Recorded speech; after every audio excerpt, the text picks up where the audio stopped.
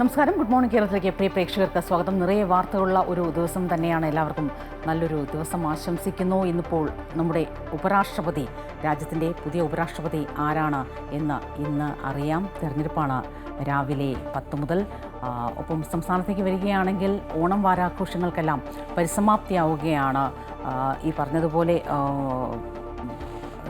Tourism വകുപ്പ് ഒപ്പം സംഘടിപ്പിക്കുന്ന ഫ്ലോട്ടുകൾ അടക്കമുള്ള വിവിധ ഘോഷയാത്രകളടക്കമുള്ള പരിപാടികളാണ് ഇതിൻ്റെ ഭാഗമായി. ഇന്ന് വൈകിട്ടാണ് തലസ്ഥാന നഗരിയിലാണ്.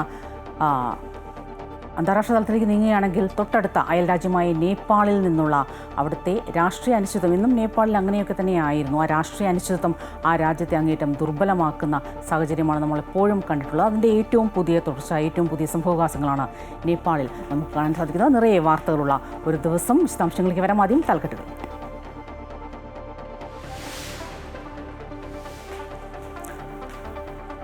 ഉപരാഷ്ട്രപതി തെരഞ്ഞെടുപ്പ് ഇന്ന് രാവിലെ 10 മുതൽ വൈകിട്ട് 5 വരെ വോട്ടെടുപ്പ്. മത്സരം NDAയുടെ CP രാധാകൃഷ്ണനും ഇന്ത്യ സഖ്യത്തിന്റെ ജസ്റ്റിസ് സുദർശൻ റെഡ്ഡിയും തമ്മിൽ. ബിജു ജനതാദളും BRSും വിട്ടുനിൽക്കും. രാത്രി 8 മണിയോടെ ഫലപ്രഖ്യാപനം.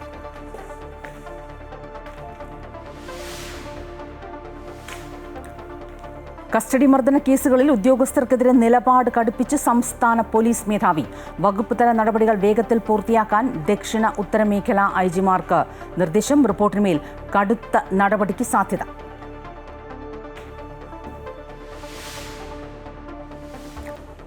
ഓണം വാരാഘോഷത്തിന് ഇന്ന് സമാപനം. തലസ്ഥാനത്ത് ഘോഷയാത്ര വൈകിട്ട് 4-ന് ഗവർണർ ഫ്ളാഗ് ഓഫ് ചെയ്യും. ഉച്ചയ്ക്ക് ശേഷം നഗരത്തിൽ ഗതാഗത നിയന്ത്രണം. കോർപ്പറേഷൻ പരിധിയിലെ സ്കൂളുകൾക്ക് അവധി. ഉച്ചയ്ക്ക് ശേഷം സർക്കാർ സ്ഥാപനങ്ങൾക്കും അവധി.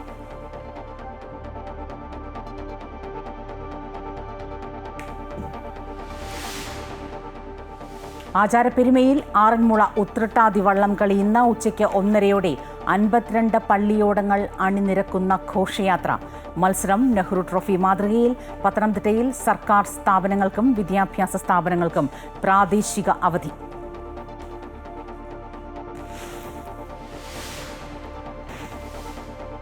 ഏഷ്യാകപ്പ് ക്രിക്കറ്റിന് ഇന്ന് തുടക്കം. അബുദാബിയിൽ രാത്രി 8-ന് നടക്കുന്ന മത്സരത്തിൽ അഫ്ഗാനിസ്ഥാൻ ഹോങ്കോങ്ങിനെ നേരിടും. ഇന്ത്യയുടെ ആദ്യ മത്സരം നാളെ UAE-യുമായി.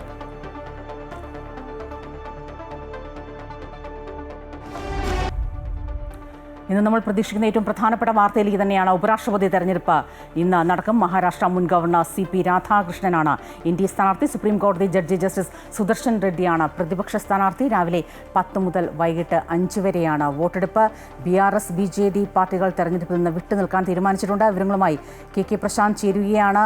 പ്രശാന്ത്, കഴിഞ്ഞ ദിവസം മോക്ക് വോട്ടിംഗ് അടക്കമുള്ള കാര്യങ്ങളെല്ലാം പൂർത്തിയായതാണ്. എങ്കിൽ കൂടിയും ഭരണപക്ഷവും പ്രതിപക്ഷവും എല്ലാം അങ്ങേയറ്റം ശ്രദ്ധാലുക്കളാണ്. പ്രത്യേകിച്ച് NDA പക്ഷത്തു നിന്ന് ഒരു കൂറുമാറ്റം അടക്കം ഉണ്ടാകാതിരിക്കാൻ വലിയ രീതിയിലുള്ള നിരീക്ഷണം BJP നേതൃത്വം അടക്കം നടത്തുന്നുണ്ട്. എപ്പോഴത്തേക്ക് നമ്മുടെ ഉപരാഷ്ട്രപതി ആര് എന്നറിയാൻ സാധിക്കും?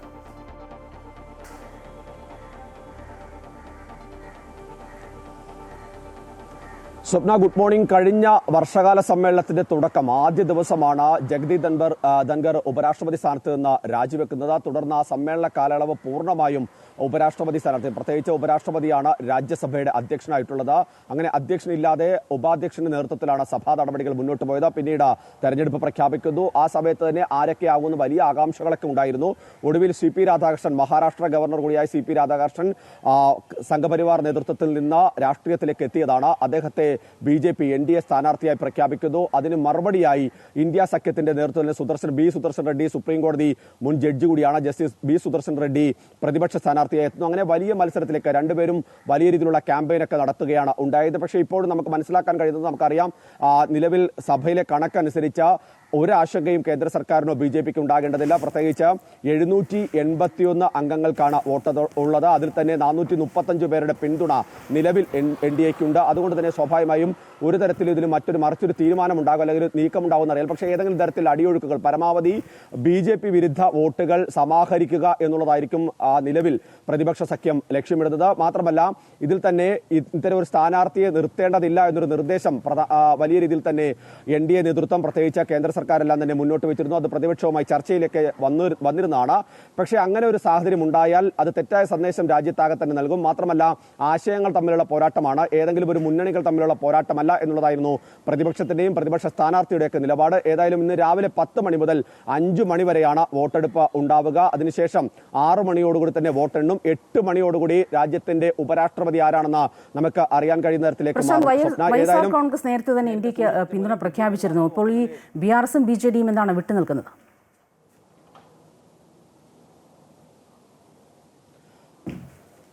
സ്വപ്ന, അസദുദ്ദീൻ ഒവൈസിയുടെ AIM-ഉം അതുപോലെ തന്നെ YSR കോൺഗ്രസും ഒക്കെ തന്നെ ഇത്തരത്തിലുള്ള നിലപാടുകൾ മുന്നോട്ട് വെച്ചിരുന്നു. പക്ഷേ ഇതിൽ ഏറ്റവും പ്രധാനപ്പെട്ട കാര്യം എന്ന് പറയുന്നത് ബിജു ജനതാദൾ എന്ത് നിലപാടെടുക്കും, അതുപോലെ തന്നെ BRS എന്ത് നിലപാടെടുക്കും എന്നുള്ളതായിരുന്നു.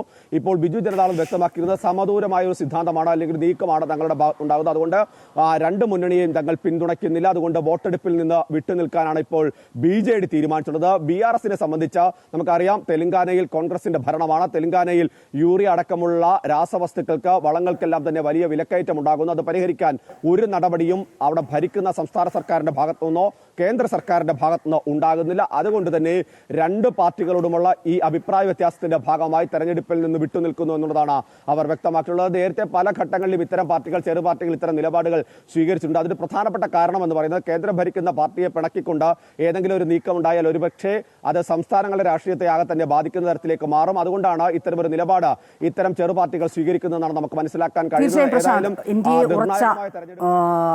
ഉറച്ച ഒരു ആത്മവിശ്വാസത്തിൽ തന്നെയാണ്. പക്ഷേ ഈ സൂചിപ്പിച്ചതുപോലെ തങ്ങളുടെ നില മെച്ചപ്പെടുത്താനാകുമോ എന്ന് പ്രതിപക്ഷവും എന്തായാലും നോക്കുന്നുണ്ട്.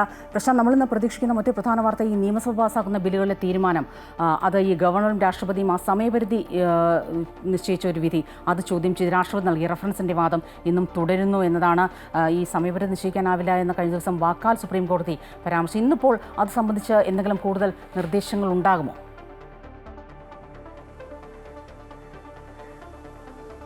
സ്വപ്ന, നേരത്തെ തീരുമാനിച്ചത് പ്രകാരമാണ് ആഗസ്റ്റ് 19-നാണ് ഇതിന്റെ ഹിയറിംഗ് ആരംഭിച്ചത്. ഈ ഹർജികൾ, ഈ റഫറൽ കേട്ട് തുടങ്ങിയത്. സ്വാഭാവികമായും അത് തീരുമാനിച്ച പ്രകാരമാണെങ്കിൽ ഇന്ന് ഈ റഫറലുമായി ബന്ധപ്പെട്ട വാദങ്ങളെല്ലാം തന്നെ പൂർത്തിയാക്കേണ്ടതാണ്. ഇന്ന് വരെയാണ് വാദം പറഞ്ഞിരുന്നത്. ഇനി ഏതെങ്കിലും തരത്തിൽ നീട്ടിക്കൊണ്ടുപോകുമോ എന്നുള്ളതാണ് ഒരു പ്രധാനപ്പെട്ട കാര്യം. മാത്രമല്ല, ഭരണഘടനാ ബെഞ്ചാണ് ഇത് പരിഗണിച്ചുകൊണ്ടിരിക്കുന്നത്.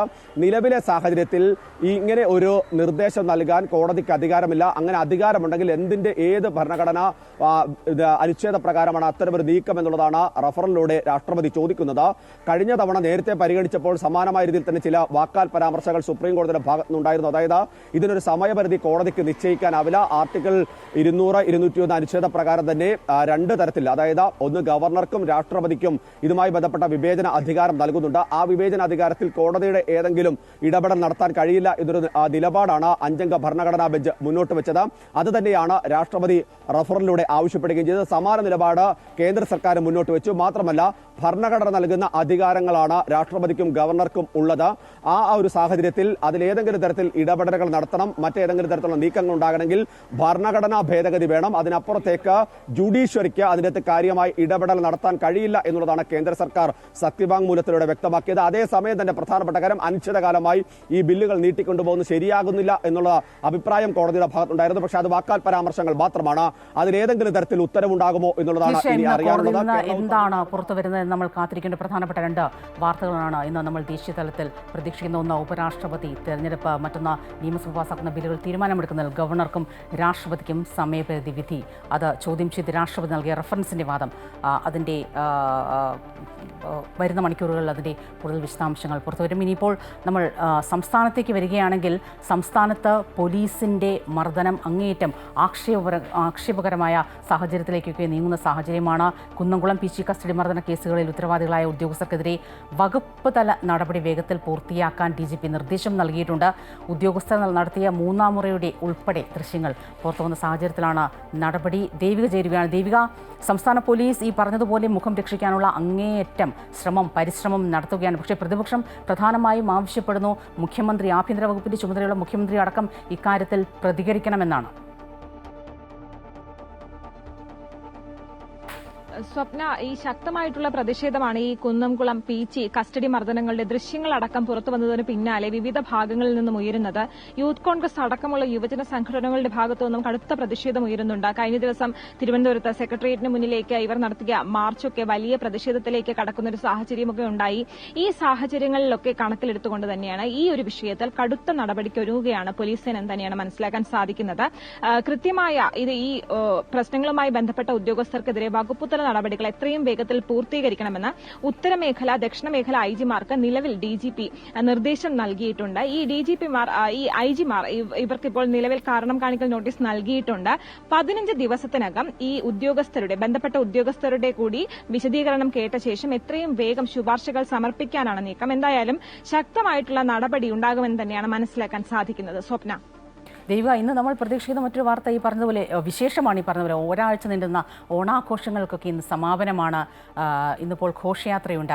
വൈകിട്ട് 4 മണിക്ക് മാനവീയം വീതിയിൽ. എന്തൊക്കെയാണ് കൂടുതൽ വിവരങ്ങൾ? ഈ ഫ്ലോട്ടുകളടക്കം വലിയ രീതിയിൽ ഇതിൻ്റെ സമാപനം, ഓണാഘോഷത്തിൻ്റെ സമാപനം അങ്ങേയറ്റം വർണ്ണപ്പൊലിമയാക്കാനുള്ള ശ്രമത്തിലാണ് സർക്കാർ. തീർച്ചയായിട്ടും സ്വപ്ന, ഒരാഴ്ചക്കാലം നീണ്ടുനിന്ന ആഘോഷ പരിപാടികൾക്കാണ് ഇന്ന് സമാപനമാകുന്നത്. നമുക്കറിയാം, ആദ്യമായി കൊണ്ടുവന്ന ഡ്രോൺ ഷോയൊക്കെ ഈ ജനങ്ങളൊക്കെ ഒരുപാട് ഇഷ്ടപ്പെട്ടതാണ്. എന്തായാലും ഇത്രയും ദിവസം നീണ്ടുനിന്ന ഈ ഒരു ഓണ പരിപാടി കാണാൻ, ഈ കനകക്കുന്നിൽ ഒരുക്കിയിട്ടുള്ള ദീപാലങ്കാരങ്ങൾ കാണാനൊക്കെ നഗരഹൃദയങ്ങളിലേക്ക് ദിവസവും ആയിരക്കണക്കിന് ജനങ്ങളാണ് വന്നത്. എന്തായാലും ഇന്ന് ഈ ഓണാഘോഷ പരിപാടികൾ സമാപിക്കുകയാണ്. വെള്ളയമ്പലം മുതൽ കിഴക്കേക്കോട്ട വരെയാണ് ഈ സമാപനത്തെ കുറിച്ചുകൊണ്ടുള്ള ഈ ഘോഷയാത്ര വരുന്നത്. മാനവീയം വീതിയിൽ നിന്ന് ഇന്ന് വൈകുന്നേരം 4 മണിക്ക് ഗവർണറാകും ഈ ഘോഷയാത്ര ഫ്ളാഗ് ഓഫ് ചെയ്യുക. ആയിരക്കണക്കിന് കലാകാരന്മാരാണ് ഈ ഒരു ഘോഷയാത്ര കളറാക്കാൻ വേണ്ടി ഈ തലസ്ഥാന നഗരിയുടെ ഈ വീഥികളിൽ നിന്ന് അണിനിരക്കുക. 60ഓളം ഫ്ലോട്ടുകളുണ്ട്. ഇത്തവണ VIP പവലിയൻ ഉള്ളത് ഈ പബ്ലിക് ലൈബ്രറിക്ക് മുൻവശത്തായിട്ടാണ്. യൂണിവേഴ്സിറ്റി കോളേജിന് മുന്നിലും ഈ പബ്ലിക് ലൈബ്രറിക്ക് മുന്നിലുള്ള ഈ VIP പവലിയന് മുന്നിലുമായിട്ട് കലാരൂപങ്ങളൊക്കെ അവതരിപ്പിക്കും. എന്തായാലും ഈ ഒരാഴ്ചക്കാലം നീണ്ടുനിന്ന വലിയ ആഘോഷത്തിനാണ് ഇന്ന് പരിസമാപ്തിയാകുന്നത്. ഈ ഒരു ആഘോഷം പരിഗണിച്ച് ഇന്ന് ഉച്ചയ്ക്ക് ശേഷം നഗരത്തിൽ പ്രാദേശിക അവധി പ്രഖ്യാപിച്ചിട്ടുണ്ട്. കോർപ്പറേഷൻ പരിധിയിലുള്ള എല്ലാ വിദ്യാഭ്യാസ സ്ഥാപനങ്ങൾക്കും സ്കൂളുകൾക്കും ഇന്ന് അവധിയാണ്. സ്വപ്ന, ദേവികയാണ് വിവരങ്ങളുമായി ചേർന്നത്. നേരത്തെ സൂചിപ്പിച്ച ഒരു അന്താരാഷ്ട്ര വാർത്തയിലേക്കാണ്. തൊട്ടടുത്ത നമ്മുടെ അയൽ രാജ്യം നേപ്പാൾ. എപ്പോഴും അവിടുത്തെ രാഷ്ട്രീയ സാഹചര്യങ്ങൾ അശാന്തിയിലാണ്. അത് ആ രാജ്യത്തിൻ്റെ സ്ഥിരതയെ, സാമ്പത്തിക സ്ഥിരതയടക്കം അങ്ങേയറ്റം എല്ലാ കാലത്തും ബാധിച്ചിട്ടുണ്ട്. അതിൻ്റെ ഏറ്റവും പുതിയ വേർഷനാണ് ഇപ്പോൾ പുറത്തു വരുന്നത്. ജെൻ Z പ്രതിഷേധം ആളിപ്പടർന്നതോടെ സാമൂഹ്യ മാധ്യമ വിലക്ക് നീക്കുകയാണ് നേപ്പാൾ. യുവാക്കൾ പ്രക്ഷോഭത്തിൽ നിന്ന് പിന്മാറണമെന്ന് നേപ്പാൾ സർക്കാർ ആവശ്യപ്പെട്ടിരിക്കുന്നു. കലാപം അന്വേഷിക്കാൻ പ്രത്യേക സമിതി 15 ദിവസത്തിനകം റിപ്പോർട്ട് നൽകണം. കലാപത്തിൽ 19 പേർ മരിക്കുകയും 300-ലേറെ പേർക്ക് പരിക്കേൽക്കുകയും ചെയ്തു. അടിയന്തര മന്ത്രിസഭാ യോഗത്തിലാണ് തീരുമാനമുണ്ടായത്. വിശദാംശങ്ങളുമായി ഐശ്വര്യ ചേരുകയാണ്.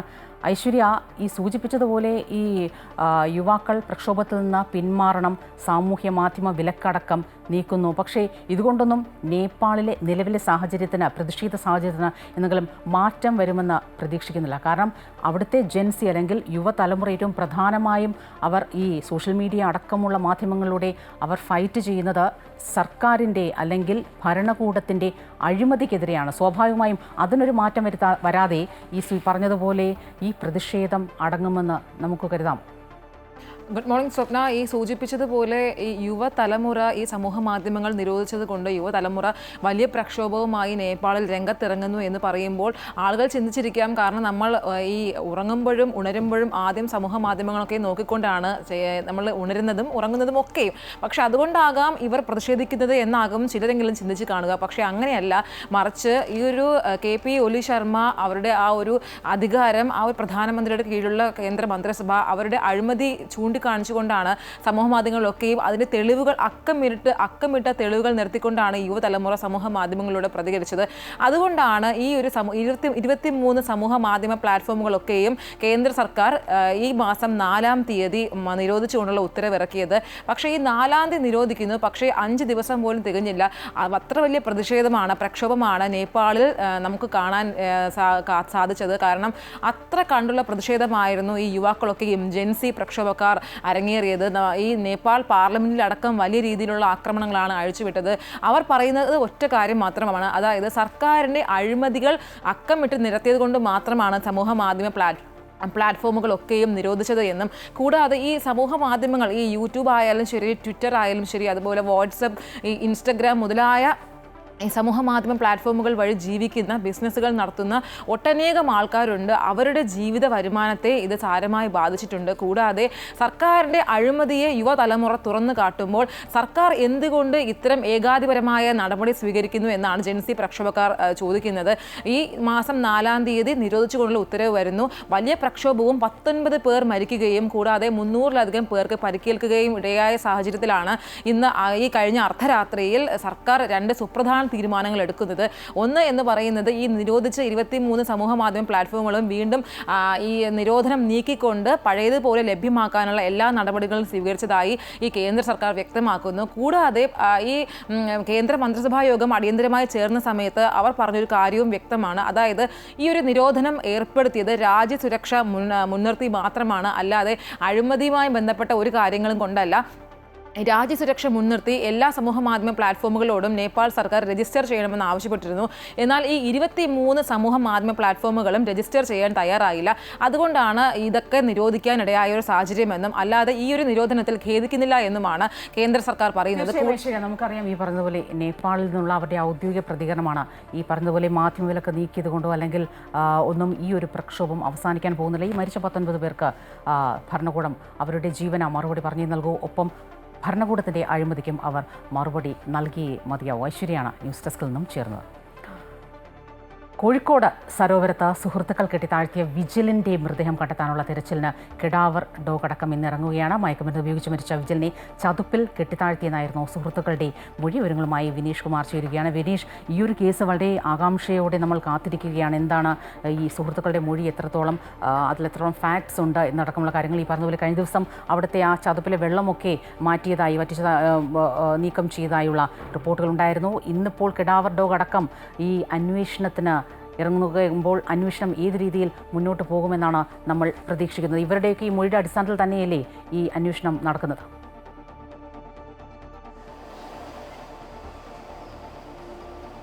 സ്വപ്ന, തീർച്ചയായും ഇവരുടെ മൊഴിയുടെ അടിസ്ഥാനത്തിലാണ് ഇപ്പോൾ അതിൻ്റെ കൂടുതൽ പരിശോധനകൾ നടത്താൻ തീരുമാനിച്ചിട്ടുള്ളത്. ഇതിൻ്റെ ഭാഗമായാണ് ഇപ്പോൾ കെടാവർ ഡോഗ് ഉൾപ്പെടെ എത്തുന്നത്. ഈ ഡോഗ് എത്തിക്കഴിഞ്ഞിട്ടുണ്ടെങ്കിൽ ഇതിന് കൃത്യമായി തന്നെ മണത്ത് സ്ഥലം കണ്ടെത്താൻ കഴിയും എന്ന് തന്നെയാണ് പറയുന്നത്. പക്ഷേ ഇത് വലിയ ചതുപ്പാണ്. സരോവരം ചതുപ്പിൽ നിന്ന് വെള്ളവും മറ്റുമെല്ലാം നീക്കിയിട്ടുണ്ട്. ഏകദേശം 1.5 മീറ്ററോളം താഴ്ചയിൽ മരക്കഷ്ണങ്ങളും ചെളിയും കെട്ടി നിൽക്കുകയായിരുന്നു. ഇതിൽ വെള്ളമെല്ലാം തന്നെ ഏറെക്കുറെ മോട്ടോർ പമ്പ് ഉപയോഗിച്ചുകൊണ്ട് വെള്ളം പൂർണ്ണമായി വറ്റിക്കാൻ കഴിഞ്ഞിട്ടുണ്ട്. അതുകൊണ്ട് തന്നെ വളരെ പ്രതീക്ഷ എന്തായാലും അന്വേഷണ സംഘത്തിനുണ്ട്.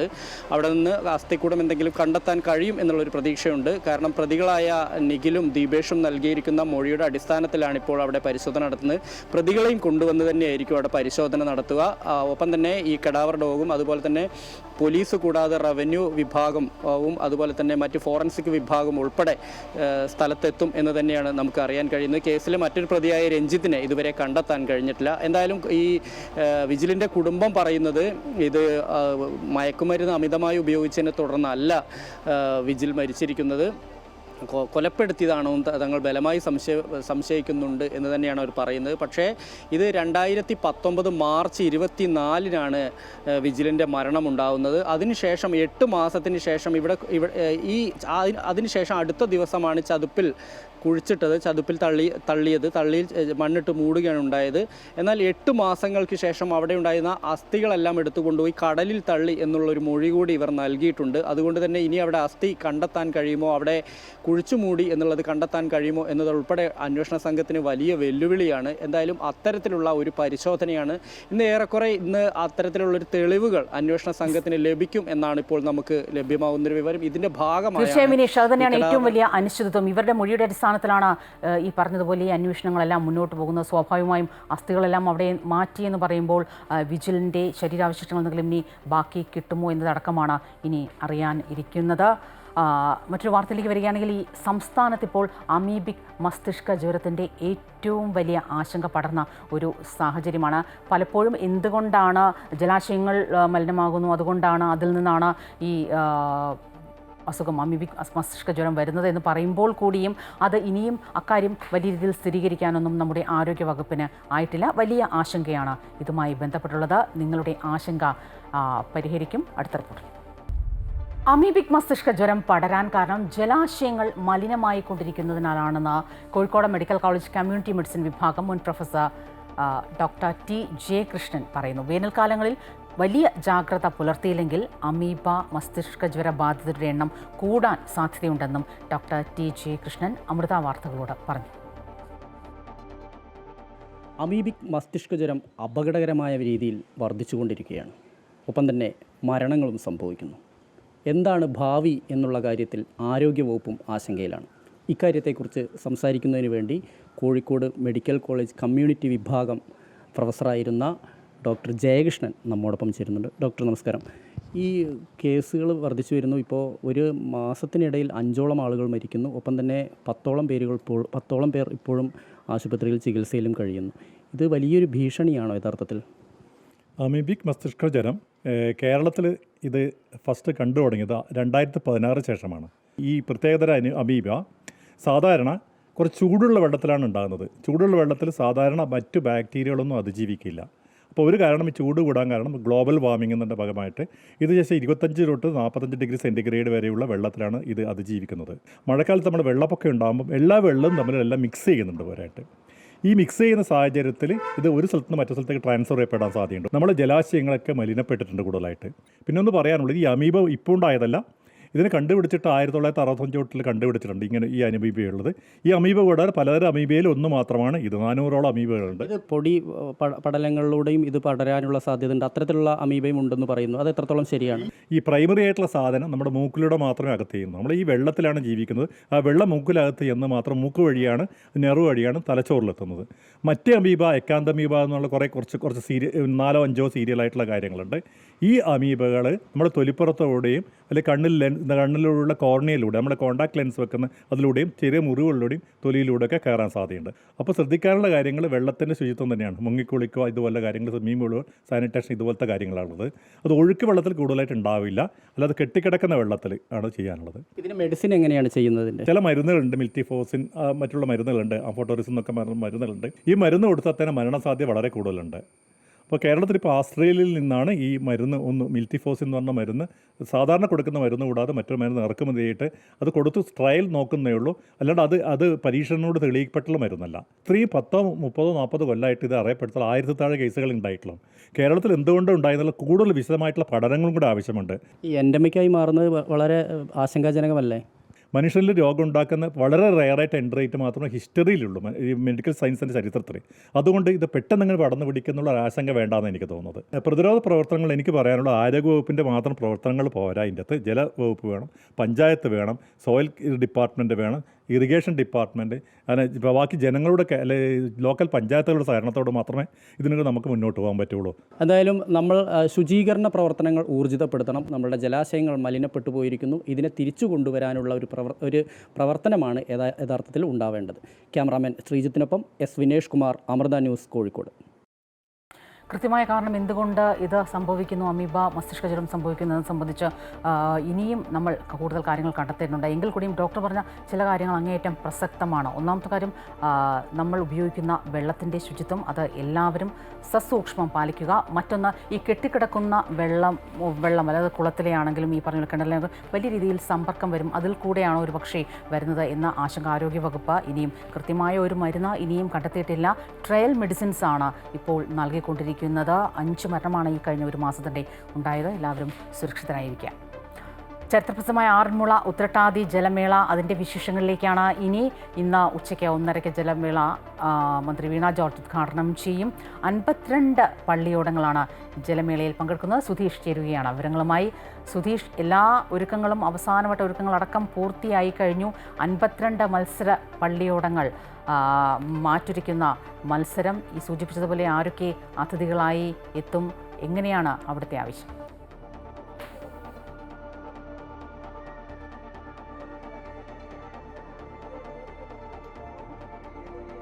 തീർച്ചയായും സ്വപ്ന, ഞാനിപ്പോൾ നിൽക്കുന്നത് ഈ ഒരു പ്രദേശം ആറന്മുള ഉത്രട്ടാതി വള്ളംകളി നടക്കുന്ന ഒരു പ്രധാന വേദിയാണ്.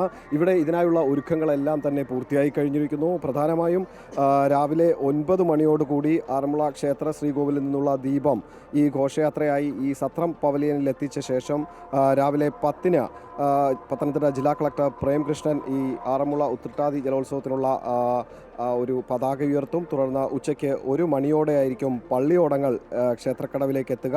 തുടർന്ന് ജലമേളയോടനുബന്ധിച്ചുള്ള പൊതുസമ്മേളനവും മറ്റു ചടങ്ങുകളുമൊക്കെ നടക്കും. ഇതിനായുള്ള ഒരുക്കങ്ങളെല്ലാം തന്നെ ഇപ്പോൾ ഈ ഒരു പ്രദേശത്ത് പൂർത്തിയായി കഴിഞ്ഞു. തീർച്ചയായും ഈ ഒരു പ്രദേശം ആ ജലോത്സവത്തെ വരവേൽക്കുന്നതിനുള്ള, ജലോത്സവം ആഘോഷമാക്കി മാറ്റുന്നതിനുള്ള എല്ലാ ഒരുക്കങ്ങളും പൂർത്തിയായി ആ ഒരു ആഘോഷ നിറവിലേക്ക് എത്തിക്കഴിഞ്ഞിരിക്കുന്നു. ഈ പ്രദേശത്തെല്ലാം തന്നെ ഇപ്പോൾ ഒരു ഉത്സവ ലഹരിയിലാണ്. ആ ഉത്സവാന്തരീക്ഷത്തിൽ തന്നെയാണ് ഇപ്പോൾ ഈ പ്രദേശം മുഴുവനുള്ളത്. ഇപ്പോൾ ഇതുമായി ബന്ധപ്പെട്ട പള്ളിയോട സംഘങ്ങളിലെ പ്രതിനിധികളും നമ്മളോടൊപ്പമുണ്ട്. പള്ളിയോട സംഘം ഭാരവാഹികളാണ് ഈ ഒരു വിശേഷങ്ങൾ അല്ലെങ്കിൽ ഈ ആറന്മുള ഉത്രട്ടാതി ജലോത്സവത്തിൻ്റെ ആഘോഷങ്ങൾ അല്ലെങ്കിൽ അതിനെക്കുറിച്ചുള്ള ഒരുക്കങ്ങളെക്കുറിച്ച് നമ്മളോട് പറയുന്നത്. സാർ, എന്തൊക്കെയാണ് ഇനിയുള്ള ഒരുക്കങ്ങൾ അല്ലെങ്കിൽ പൂർത്തിയായി കഴിഞ്ഞു? ഇനി എന്തൊക്കെയാണ് പ്രധാന ചടങ്ങുകൾ, ഇന്നത്തെ ആഘോഷ പരിപാടികൾ? ഇന്ന് രാവിലെ നമ്മുടെ ക്ഷേത്രത്തിൽ നിന്നും ദീപവും വെച്ചുകൊണ്ടുള്ള ഘോഷയാത്ര, ആ ഘോഷയാത്ര ഇവിടെ സത്രക്കടവിൽ എത്തിച്ചേർന്നതിന് ശേഷം ജില്ലാ കളക്ടർ പതാക ഉയർത്തും 10 മണി. അതിനുശേഷം ഒരു 11-12 മണിയോടുകൂടി വള്ളസദ്യ, അതായത് ഇവിടെ വരുന്ന വിശിഷ്ട വ്യക്തികൾക്ക് വള്ളസദ്യ കൊടുത്ത് അതുമായി ബന്ധപ്പെട്ടുള്ള മറ്റു കാര്യങ്ങളിലേക്ക് കടന്ന് 1:30 ജലോത്സവം ആരംഭിക്കും. ജലോത്സവത്തിൻ്റെ ക്രമീകരണങ്ങളെക്കുറിച്ച് റേസ് കമ്മിറ്റി കൺവീനറുണ്ട്. കഴിഞ്ഞ പ്രാവശ്യത്തിനോട്ടുള്ള ഹീൽസും കാര്യങ്ങളും നിശ്ചയിച്ചിട്ടുണ്ട്. നെഹ്റു ട്രോഫി മോഡലിലുള്ള ഡിജിറ്റൽ സംവിധാനത്തോടുള്ള ഷാർട്ടിങ്ങും ഫിനിഷിങ്ങുമാണ്. അത് കഴിഞ്ഞ പ്രാവശ്യം അത് വിജയിച്ചെന്നുള്ളതുകൊണ്ട് ഇപ്രാവശ്യം അത് തന്നെ നമ്മൾ മുൻകൈ എടുത്തിട്ട് നടപ്പിലാക്കി മുന്നോട്ട് വരുന്നുണ്ട്. അതുകൊണ്ട് 51 പള്ളിയോടങ്ങൾ, റാന്നി ഇറങ്ങത്തില്ല ഇപ്രാവശ്യം ഒന്ന് അറിയിച്ചിട്ടുണ്ട്. അതുകൊണ്ട് കൂടാതെ 51 പള്ളിയോടങ്ങൾ ഇപ്രാവശ്യം ജലമേളയ്ക്ക് പങ്കെടുക്കുന്നുണ്ട്. എങ്ങനെയാണ് ഈ മത്സരത്തിൻ്റെ ഒരു ക്രമീകരണങ്ങളൊക്കെ? എത്ര മത്സരം, എത്ര ഹീറ്റ്സാണ്, അല്ലെങ്കിൽ ഏതൊക്കെ ബാച്ചുകളാണ്, എങ്ങനെയാണ്? മൊത്തം ഇവിടെ പറഞ്ഞു 50 പള്ളിയോടങ്ങളാണ് മത്സര വള്ളംകളിയിൽ പങ്കെടുക്കുന്നത്. എ ബാച്ചിൽ 35 പള്ളിയോടങ്ങളും ബി ബാച്ചിൽ 15 പള്ളിയോടങ്ങളും ഈ മത്സരത്തിൽ ജലഘോഷയാത്രയിലും പങ്കെടുക്കും. മുതവഴി പള്ളിയോടം ജലഘോഷയാത്രയിൽ പങ്കെടുത്ത് മത്സര വള്ളംകളിയിൽ പങ്കെടുക്കുന്നില്ല. ബി ബാച്ചിൽ ആദ്യത്തെ മത്സരം ജലഘോഷയാത്ര ആരംഭിക്കും. അതിനുശേഷം എ ബാച്ചിൻ്റെ ജലഘോഷയാത്ര ആരംഭിക്കും. ജലഘോഷയാത്ര ആരംഭിച്ച് കഴിഞ്ഞിട്ട് സത്രത്തിൻ്റെ അവിടുന്ന് ഫിനിഷിംഗ് പോയിന്റ് സ്റ്റാർട്ടിംഗ് പോയിന്റ് ചെന്ന് കഴിയുമ്പോൾ അവിടുന്ന് അദ്ദേഹം പറഞ്ഞ പോലെ ആധുനിക സാങ്കേതിക വിദ്യ ഉപയോഗിച്ച് സ്റ്റാർട്ടിങ്ങിലുള്ള മത്സര വള്ളംകളി ആരംഭിക്കും. ഏറ്റവും കുറഞ്ഞ വേഗതയിലെത്തുന്ന പള്ളിയോടത്തിലെ കുറഞ്ഞ സമയത്തെത്തുന്ന പള്ളിയോടങ്ങളെ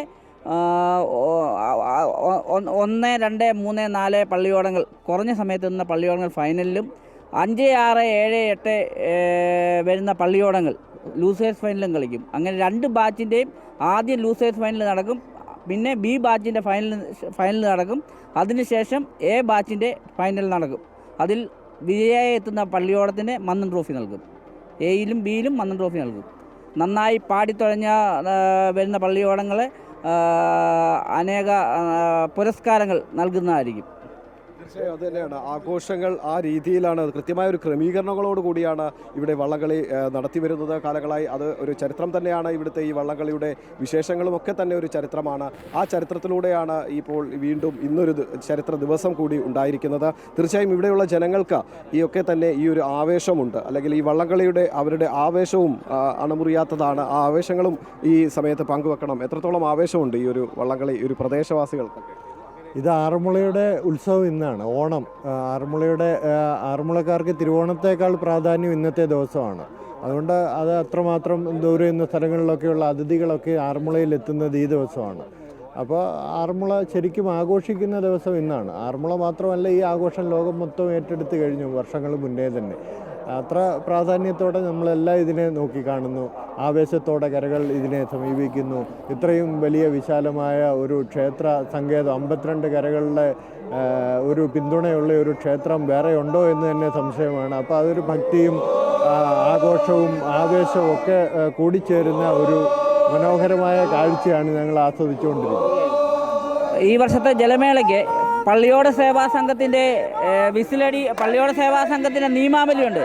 ആ നിയമാവലിക്ക് വിരുദ്ധമായി കൂലിത്തൊഴിച്ചൽ, വിസിലടി, ഇടിത്താളം അടക്കം ഉള്ള കാര്യങ്ങൾ ഉപയോഗിച്ചാൽ പള്ളിയോട സേവാ സംഘത്തിൻ്റെ നിയമാവലിക്ക് വിരുദ്ധമായ പ്രവർത്തിക്കുന്ന പള്ളിയോടത്തെ ഹീറ്റ്സ് കഴിഞ്ഞ ഉടനെ അവരെ അയോഗ്യരാക്കുന്നതായിരിക്കും. അതും ഈ കൊല്ലം പള്ളിയോട സേവാ സംഘവും റേസ് കമ്മിറ്റിയും എടുത്ത ശക്തമായ തീരുമാനത്തിൽ ഒന്നാണ് കരക്കാരെ ഉപയോഗിച്ചുകൊണ്ട് മാത്രം മത്സര വള്ളംകളിയിൽ കരക്കാരെ ഉപയോഗിച്ചുകൊണ്ട് മാത്രം കർശനമായ മാനദണ്ഡങ്ങളോട് കൂടി തന്നെയാണ് ഈ പറഞ്ഞതുപോലെ ആറന്മുള ഉത്രട്ടാതി ജലമേളയ്ക്കുള്ള ഒരുക്കങ്ങളെല്ലാം പൂർത്തിയായി ജലമേള നടത്തുന്നത്. അവരുടെ ആവേശം പോലെ തന്നെ ആറന്മുളക്കാരുടെ ഓണം അവർ അത് ഇപ്പോൾ ആഘോഷിക്കുകയാണ്. മറ്റു വാർത്തകളിൽ കൂടി നോക്കാം. പീഡന പരാതി വിവാദങ്ങൾക്കിടെ പ്രതികരണവുമായി റാപ്പർ വേടൻ. ഒരുപാട് ആളുകൾ വിചാരിക്കുന്നത് വേടൻ എവിടെയോ പോയി എന്നാണ്. ഒരു കലാകാരൻ ഒരിക്കലും എവിടെയും പോകുന്നില്ല. ജീവിതം ജനങ്ങൾക്ക് മുന്നിൽ ജീവിച്ചു മരിക്കാൻ തന്നെയാണ് വന്നിരിക്കുന്നത് എന്നായിരുന്നു വേടന്റെ പ്രതികരണം. ബലാത്സംഗ കേസിൽ ചോദ്യം ചെയ്യലിന് ഹാജരാകാനിരിക്കെയാണ് പത്തനംതിട്ട കോന്നിയിൽ വെച്ച് നടത്തിയ സംഗീത പരിപാടിക്കിടെ വേടന്റെ പ്രതികരണം. ഒരുപാട് ആൾക്കാർ വിചാരിക്കുന്നത് വേടൻ എവിടെയോ പോയെന്നാണ്.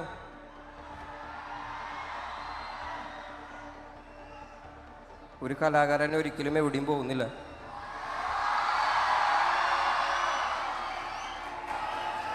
ഞാൻ എൻ്റെ ഈ ഒറ്റ ജീവിതം ഈ ജനങ്ങളുടെ മുന്നിൽ ജീവിച്ച് മരിക്കാൻ വേണ്ടി തന്നെയാണ് വന്നിരിക്കുന്നത്.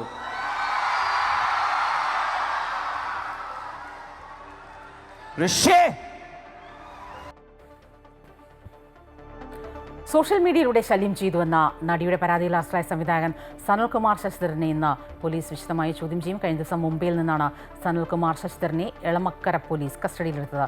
കിരൺ ചേരുകയാണ് വിവരങ്ങളുമായി. കിരൺ, സ്ത്രീത്വത്തിന് അപമാനമേൽപ്പിച്ചു എന്ന പരാതിയാണ് പ്രധാനമായും നടി നൽകിയിരിക്കുന്നത്. തനിക്കെതിരെ കള്ളക്കേസാണെന്ന് സനൽ കുമാർ ശശിധരനും പറയുന്നു. എന്തൊക്കെ വകുപ്പുകൾ ഇയാൾക്കെതിരെ ഇപ്പോൾ ചുമത്തിയിട്ടുണ്ട്?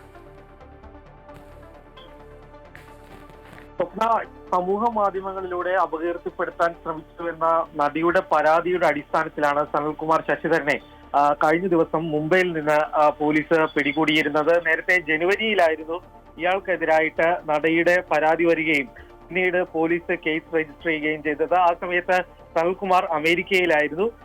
അതിനാൽ തന്നെ ഇയാളെ തിരികെ എത്തിയതിനു ശേഷം അറസ്റ്റ് ചെയ്യുക അടക്കമുള്ള നടപടികളിലേക്ക് കടക്കാനായിരുന്നു പോലീസിന്റെ നീക്കമുണ്ടായിരുന്നത്. ഇതിന്റെ അടിസ്ഥാനത്തിൽ ലുക്കൌട്ട് നോട്ടീസ് അടക്കം പുറത്തിറക്കിയിരുന്നു. കഴിഞ്ഞ ദിവസം മുംബൈയിലെത്തിയ സമയത്ത് എമിഗ്രേഷൻ വിഭാഗമാണ് ഇയാളെ തടഞ്ഞു നോക്കുകയും പിന്നെ എളമക്കരയിൽ നിന്നുള്ള പോലീസ് സംഘമെത്തി കസ്റ്റഡിയിൽ എടുക്കുകയുമായിരുന്നു. ഏതായാലും ഇന്നലെ രാത്രിയോടുകൂടി സനൽകുമാർ ശശിധരനുമായിട്ടുള്ള സംഘം പോലീസ് സംഘം കൊച്ചിയിലേക്ക് എത്തിയിട്ടുണ്ട്.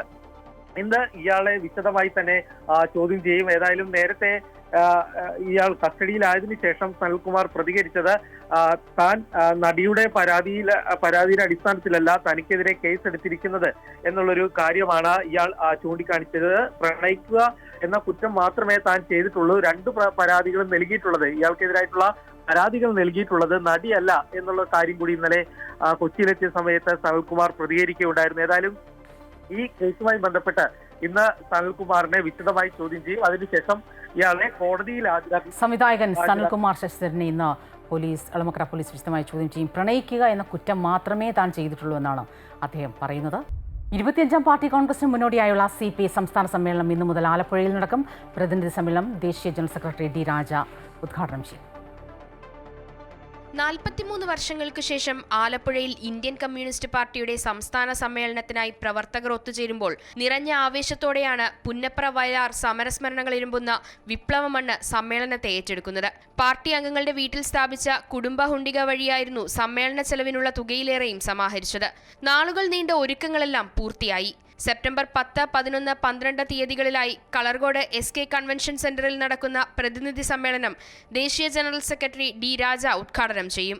ഏറ്റവും നല്ല പ്രതിഫലനമാണ് ആലപ്പുഴ ബീച്ചിൽ ആർക്കും കാണാനാകാം. എല്ലാ ദിവസവും 3 മണി മുതൽ അവിടുത്തെ ജനപ്രവാഹം വന്നാൽ ആർക്കും കാണാൻ കഴിയും. ഇതിൻ്റെ ഭാഗമായിട്ട് പാർട്ടി സംഘടിപ്പിച്ച പ്രദർശനം, പാർട്ടി ചരിത്രം, പാർട്ടിയുടെ പ്രക്ഷോഭങ്ങൾ, നേതാക്കൾ, അതിലെല്ലാം പറ്റി പറയുന്ന ചരിത്ര പ്രദർശനവും പ്രസ് അക്കാദമിയുടെ സഹകരണത്തോടെ പാർട്ടി സംഘടിപ്പിക്കുന്ന ഗാസ ചിത്രങ്ങളും എല്ലാ ദിവസവും ആയിരക്കണക്കായ ജനങ്ങളെ ആകർഷിക്കുകയാണ്. പ്രതിനിധി സമ്മേളനത്തിൽ ദേശീയ സെക്രട്ടേറിയറ്റ് അംഗം രാമകൃഷ്ണ പാണ്ഡെ, ദേശീയ എക്സിക്യൂട്ടീവ് അംഗങ്ങളായ K Prakash Babu, KP Rajendran, P Santhosh Kumar MP എന്നിവരുടെ നിയന്ത്രണത്തിൽ 39 ക്ഷണിതാക്കൾ ഉൾപ്പെടെ 528 പ്രതിനിധികളാകും പങ്കെടുക്കുക. മതനിരപേക്ഷതയുടെയും ഫെഡറലിസത്തിന്റെയും ഭാവി എന്ന വിഷയത്തിൽ ബുധനാഴ്ച നടക്കുന്ന സെമിനാർ മുഖ്യമന്ത്രി പിണറായി വിജയൻ ഉദ്ഘാടനം ചെയ്യും.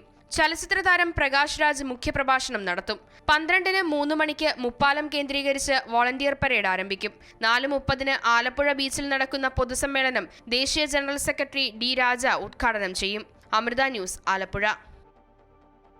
നമ്മുടെ സംസ്ഥാനത്ത് ഈ ചരിത്ര അതിൻ്റെ തനിമയൊക്കെ സൂക്ഷിക്കുന്ന ഒരുപാട് ക്ഷേത്രങ്ങൾ നാശത്തിൻ്റെ വക്കിലാണ്. അതുപോലെ ഒരു ക്ഷേത്രമാണ് AD 875 ആണ്ടിൽ പണികഴിപ്പിച്ച വിഴിഞ്ഞം ഗണപതി വിളാകത്ത് ആയകുടി മഹാദേവ വിഷ്ണു ക്ഷേത്രം. പക്ഷേ ഈ അമ്പലം ഇന്ന് നാശത്തിൻ്റെ വക്കിൽ എത്തി നിൽക്കുന്നത് ദേവസ്വം ബോർഡിൻ്റെ അനാസ്ഥ കൊണ്ടാണ്. എത്രയും പെട്ടെന്ന് കൃത്യമായ ഇടപെടലുണ്ടായില്ലെങ്കിൽ ചരിത്ര പ്രാധാന്യമുള്ള ഈ അമ്പലത്തിലെ അവസാന ശേഷിപ്പും നിലംപൊത്തും.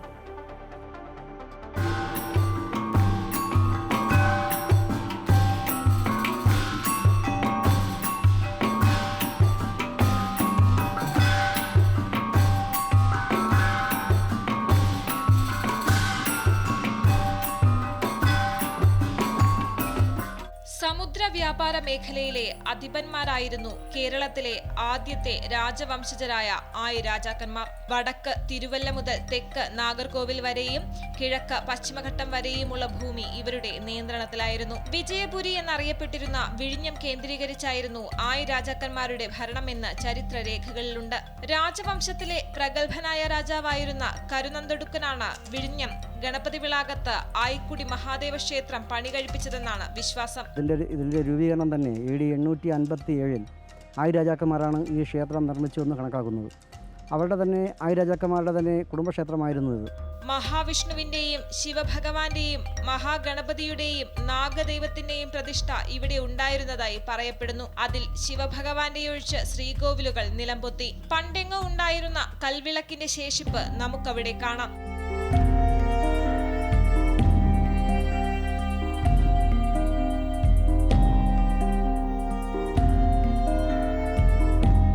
ചോള, പാണ്ഡ്യ, ആയി രാജവംശങ്ങളുടെ കാലഘട്ടങ്ങളെ ഓർമ്മപ്പെടുത്തുന്ന ചിത്രപ്പണികളും ശില്പങ്ങളും ഈ അവശേഷിപ്പുകൾക്കിടയിൽ ഉണ്ടെന്ന് കരുതപ്പെടുന്നു. ഗണപതിയുടെ വിഗ്രഹം മോഷണം പോയി. നൂറ്റാണ്ടുകൾക്ക് മുൻപ് മഹാവിഷ്ണുവിന്റെ വിഗ്രഹം അന്നത്തെ ക്ഷേത്രതന്ത്രി സുരക്ഷിത സ്ഥാനത്തേക്ക് മാറ്റിയെന്നാണ് വിശ്വാസം. ഇവിടെ എനിക്ക് അറിയുന്നത് 3 ക്ഷേത്രമാണ്.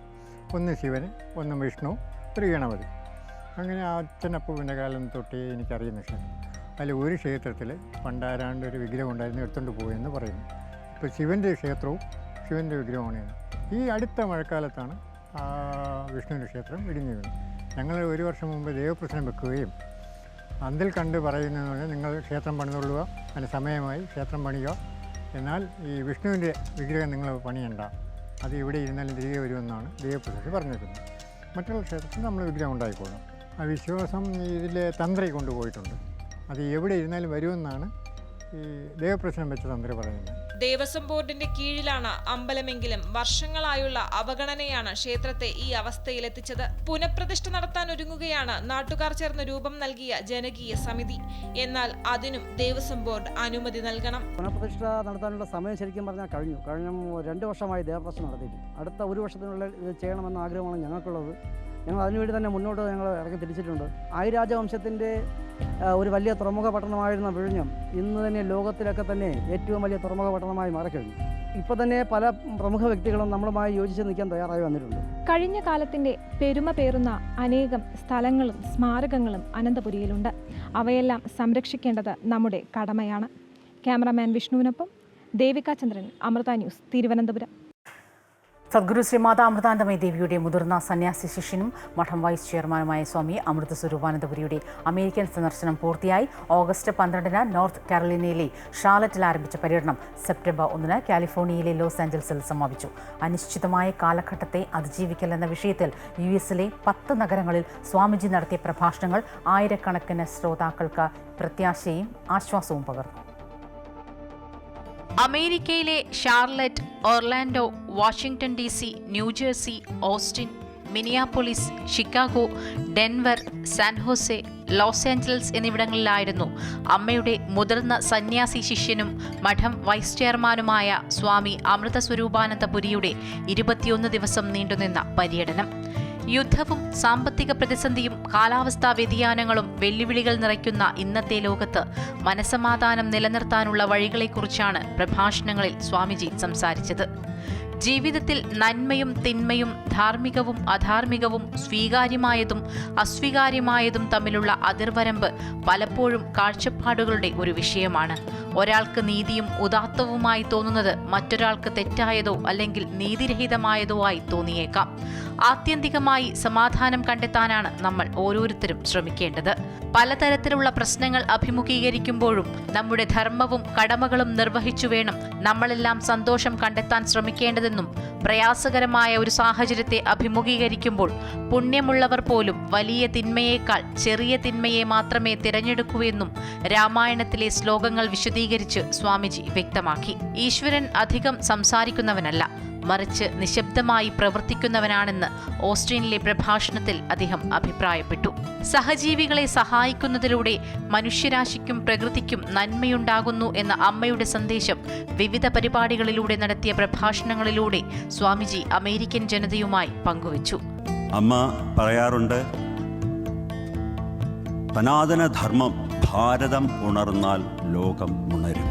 സ്വാമിജിയുടെ വാക്കുകൾ ശ്രവിച്ചതിലൂടെ തങ്ങൾക്ക് ഭയത്തിൽ നിന്നും ധൈര്യത്തിലേക്കുള്ള മാറ്റം അനുഭവിക്കാൻ കഴിയുന്നതായി പ്രഭാഷണം കേട്ടവരെല്ലാം അഭിപ്രായപ്പെട്ടു. അമേരിക്കയിലെ ആശ്രമ പ്രവർത്തനങ്ങൾക്ക് നേതൃത്വം വഹിക്കുന്ന സ്വാമി ദയാമൃതാനന്ദപുരിയും ബ്രഹ്മചാരി രാമാനന്ദാമൃത ചൈതന്യയും പര്യടനത്തിലുടനീളം സ്വാമിജിയെ അനുഗമിച്ചു. Kerala Hindus of north America സംഘടിപ്പിച്ച പരിപാടിയിൽ മാതാ അമൃതാനന്ദമയി മഠത്തെ പ്രതിനിധീകരിച്ച് സ്വാമിജി പങ്കെടുത്തു. കൊളത്തൂർ അദ്വൈതാശ്രമം മഠാധിപതി സ്വാമി ചിദാനന്ദപുരിയും മുൻ കേന്ദ്രമന്ത്രി മീനാക്ഷി ലേഖിയും ചടങ്ങിൽ സംബന്ധിച്ചു. നിസ്വാർത്ഥമായ സ്നേഹം പങ്കുവച്ച് മറ്റുള്ളവർക്ക് ആശ്വാസത്തിന്റെ വെളിച്ചം പകരുന്ന വിളക്കുകളായി മാറാൻ തയ്യാറാണെന്ന വിളംബരത്തോടെയാണ് സ്വാമിജിയുടെ അമേരിക്കൻ പര്യടനം പൂർത്തിയായത്. News desk, Amrita TV.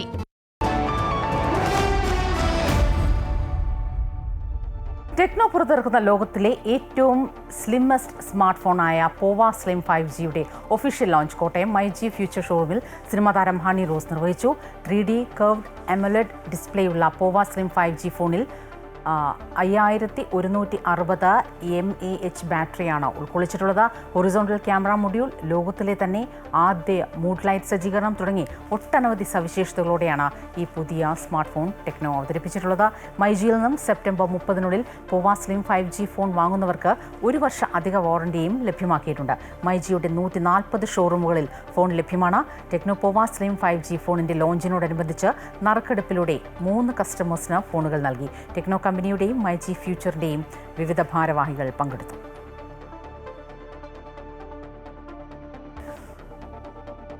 വിപണി വിലയിരുത്തലാണ് ധനകാര്യ ഓഹരി വിദഗ്ധൻ കെ ദിലീപ് ചേരുകയാണ്. ഗുഡ് മോർണിംഗ് കേരളത്തോടൊപ്പം ശ്രീ ദിലീപ്, സ്വാഗതം. ഗുഡ് മോർണിംഗ് കേരളത്തിലേക്ക്. എങ്ങനെയാകും ഇന്ന് വിപണിയിലെ നീക്കങ്ങൾ? എന്തൊക്കെ ഘടകങ്ങൾ വിപണിയെ ബാധിക്കും? ഇന്നും നേട്ടത്തിലായിരിക്കും വ്യാപാരം തുടങ്ങുക. വിപണിയിൽ ഒരു നിക്ഷേപ താല്പര്യം നിലനിൽക്കുന്നുണ്ട്. കഴിഞ്ഞ 4 ദിവസമായി തുടർച്ചയായി വിപണിയിൽ നേട്ടത്തിൽ വ്യാപാരം അവസാനിപ്പിച്ചു. ബാങ്കിങ് ആൻഡ് ഫിനാൻഷ്യൽ മേഖലയിൽ ഉണ്ടായിട്ട് നിക്ഷേപ താല്പര്യമാണ് ഇന്നലെ വിപണിയെ മൊത്തത്തിൽ മുന്നോട്ട് നയിക്കാൻ പ്രേരിപ്പിച്ചത്. എന്നാൽ IT മേഖലയിൽ സമ്മർദ്ദം തുടരുക തന്നെയാണ്. ഓട്ടോ മേഖലയിലും നേട്ടം ആവർത്തിച്ചു. കഴിഞ്ഞ കുറച്ച് ദിവസങ്ങൾക്കിടെ ഓട്ടോ മേഖലയിൽ ഏതാണ്ട് 15% നേട്ടമാണ് ഉണ്ടായിട്ടുള്ളത്, ഓട്ടോ സൂചികയിൽ ഉണ്ടായിട്ടുള്ളത്. ഇത് കാണിക്കുന്നത് വരും ദിവസങ്ങളിലും നിക്ഷേപ താല്പര്യം തുറന്നേക്കുമെന്ന് തന്നെയാണ്. IT മേഖലയിലെ സമ്മർദ്ദം താരിഫുമായി ബന്ധപ്പെട്ട് അടുത്ത കാലത്ത് രൂപപ്പെട്ടതാണ്. അതുകൊണ്ട് തന്നെ അതിലെ ഒരു വ്യക്തത വരുന്നവരെ IT സമ്മർദ്ദം തുറന്നേക്കാം. എങ്കിലും ബാങ്കിങ്ങിൽ കഴിഞ്ഞ ദിവസം ഉണ്ടായിട്ടുള്ള നിക്ഷേപ താല്പര്യം വരും ദിവസങ്ങളിലും മൊത്തത്തിൽ വിപണിയുടെ മുന്നോട്ടുള്ള നീക്കത്തിന് നിർണായകമാവുകയും ചെയ്യും. വിദേശ നിക്ഷേപ സ്ഥാപനങ്ങൾ ഇപ്പോഴും വിൽപ്പന തുടരുക തന്നെയാണ്. അതുമാത്രമാണ് ഇപ്പോൾ വിപണിയിൽ ഉള്ള ഒരു പ്രതിരോധം സൃഷ്ടിക്കുന്നത്. മുന്നോട്ടുള്ള നീക്കം ഇനി സുഗമമാകണമെങ്കിൽ ഈ ബാങ്കിങ് മേഖലയിലുള്ള നിക്ഷേപ താല്പര്യം തുടരുകയും ഇപ്പോൾ മുൻനിര സൂചികയായ നിഫ്റ്റി 24,800 എന്ന നിലവാരത്തിന് മുകളിൽ നിലനിന്ന് വ്യാപാരം നടക്കേണ്ടതുണ്ട്. കഴിഞ്ഞ 50 ദിവസത്തെ ശരാശരി നിലവാരമാണ് 24,800 എന്നുള്ളത്. അതിന് മുകളിൽ നിലനിന്ന് വ്യാപാരം നടക്കുന്ന ഒരു സാഹചര്യത്തിൽ 25,000 കടക്കാനുള്ള സാധ്യതയുമുണ്ട്. എന്തായാലും ഉയർന്ന തോതിലുള്ള കയറ്റങ്ങൾ വിപണിയിൽ തുടരാൻ തന്നെയാണ് സാധ്യത. ഒപ്പം തന്നെ നിക്ഷേപ സ്ഥാപനങ്ങളുടെ നിലപാടുകളും വിപണിയുടെ നീക്കത്തിൽ നിർണായകമായിരിക്കും. എന്തായാലും നേട്ടത്തിലായിരിക്കും ഇന്നും വ്യാപാരം തുടങ്ങുക. നന്ദി ശ്രീ ദിലീപ്. ഇനി കായിക വാർത്തകൾ.